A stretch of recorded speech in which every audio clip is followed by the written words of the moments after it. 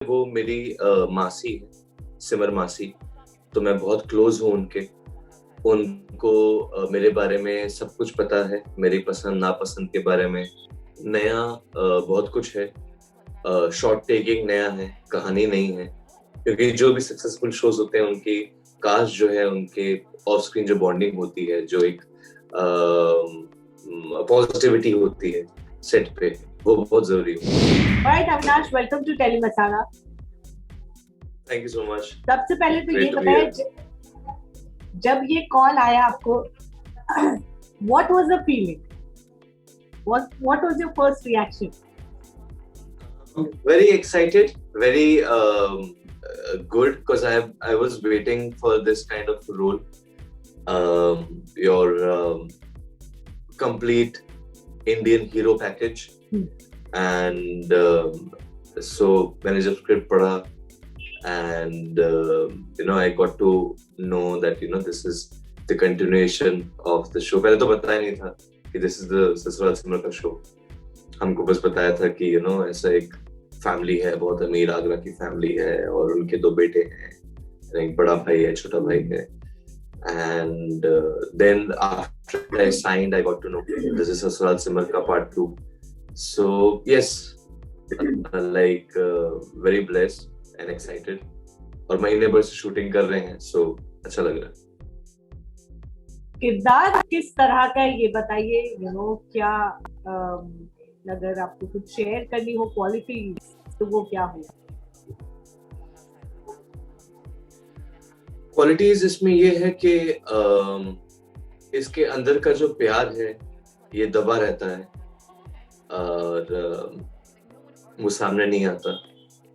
He fills up his time with work, with business, and moreover अपने family के लिए, अपनी बड़ी माँ के लिए सपोर्ट करने के लिए. So I think that's relatable. मैं भी अपने परिवार के लिए, अपने ब्लड के लिए I can go up to any extent. और अगर कोई चीज उनसे अटैच्ड है, कोई चीज उनके लिए प्यारी है, तो वो मेरे लिए और प्यारी है. और मेरी ये जिम्मेदारी बनती है कि मैं उसको और आगे बढ़ाऊं, और उसको और तराशूं और बड़ा करूं. दीपिका के साथ किस तरह का एक्सपीरियंस रहता है सेट पर, ये बताया अविनाश. दीपिका बहुत ही स्वीट, बबली, बहुत ही जॉली किस्म की पर्सनालिटी है उनकी, और बहुत ही ऑफ कोर्स हेल्प करती रहती हैं वो. और अंजयती जी, even the entire cast, I think हम सब बहुत फॉर्चुनेट हैं कि हम सब एक दूसरे के ऐसी कास्ट हमारे साथ मिली है. क्योंकि जो भी सक्सेसफुल शोज होते हैं उनकी कास्ट जो है, उनके ऑफ स्क्रीन जो बॉन्डिंग होती है, जो एक पॉजिटिविटी होती है सेट पे, वो बहुत जरूरी होती है, और वो स्क्रीन पे दिखता है. तो किस तरह का उनके साथ इक्वेशन दिखने वाला है ऑडियंस को, ये बताइए. ऑडियंस के पॉइंट ऑफ व्यू से वो मेरी मासी है, सिमर मासी. तो मैं बहुत क्लोज हूँ उनके. उनको मेरे बारे में सब कुछ पता है, मेरी पसंद नापसंद के बारे में. और जो तो आप जैसे देखा होगा प्रोमो में, तो सबसे इम्पोर्टेंट जो शादी का फैसला होता है, वो बड़ी माँ उनको सौंपती है कि तुम आरव को अच्छी तरीके से जानते हो, तो उसके लिए एक पत्नी लाओ. तो वो जैसा आप देखते हैं, वो रिस्पॉन्सिबिलिटी उनकी है, क्योंकि वो दोनों को समझती हैं. बड़ी माँ को भी समझती हैं कि उनको क्या चाहिए, और आरव को भी समझती हैं कि उसको क्या चाहिए. सो एक वो दोनों में एक लिंक है, दोनों जनरेशंस में. ससुराल सिमर का सीजन 1 किस तरह से फॉलो किया है, आपसे कुछ कहना चाहेंगे? And now with the season 2 किस तरह के बदलाव आए हैं? आई थिंक सीजन 1 में ऑफ कोर्स ऐसा कोई भी शख्स नहीं है जो ससुराल सिमर का जानता नहीं हो या देखा नहीं हो. और जब पहला सीजन था तो ऑफ कोर्स उसमें अविका थी, तो और बहुत ही अच्छा काम किया था उसने उसमें. एंड दीपिका भी कहानियां बोलती रहती हैं उनके साथ कि कितना मजा आया था. एंड जब हम फर्स्ट डे मिले तो उन्होंने बोला कि पहले में आनंदी थी, अभी जग्या है. सो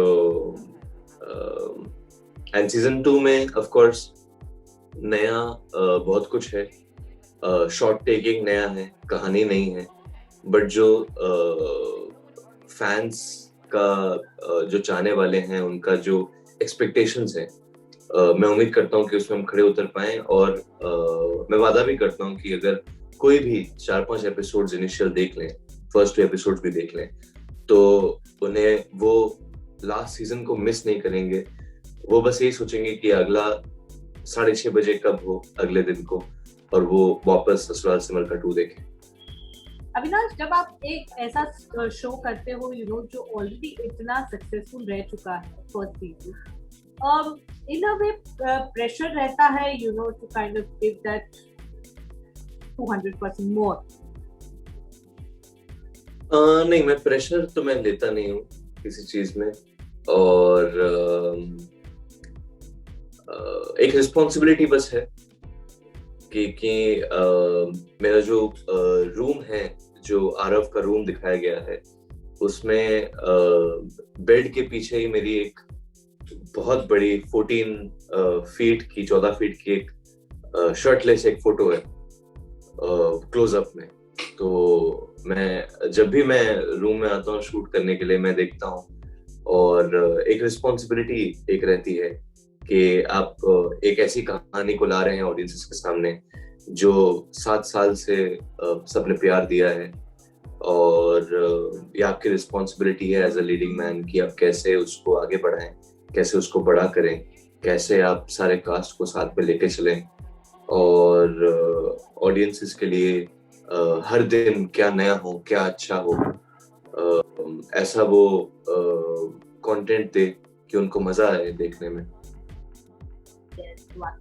Well, if we talk about your journey, you started as a child actor. Balika Vadhu के experience को किस तरह से if you have to describe now, किस तरह से describe करोगे आप? I think describe मैं कर नहीं सकता, क्योंकि जर्नी बड़ी मैजिकल जर्नी रही है. मैंने कभी ऐसा रुक के सोचा नहीं है कि ये कैसे हुआ, क्या हुआ. मैं बस हर मोमेंट को जीता हूँ, हर दिन को जीता हूँ, और अगला शॉट मेरी पूरी जिंदगी होती है. सो अभी मैं आपसे बात कर रहा हूँ तो मुझे और दिमाग में और कुछ नहीं आएगा, बस सिर्फ यही आएगा कि जो मुझे लोग देख रहे हैं इस वक्त, वो उनके लिए मैं क्या ऐसी बातें करूं या क्या ऐसे बोलूं कि वो शो के बारे में जाने, मेरे बारे में जाने, और उनको ऐसे चीजें दूं कि वो अच्छी लगे बातें, और वो कुछ ले जाए अपने साथ. सो हमेशा ही बहुत ही मोमेंट टू मोमेंट मैं जीता हूँ. I believe in being in the present.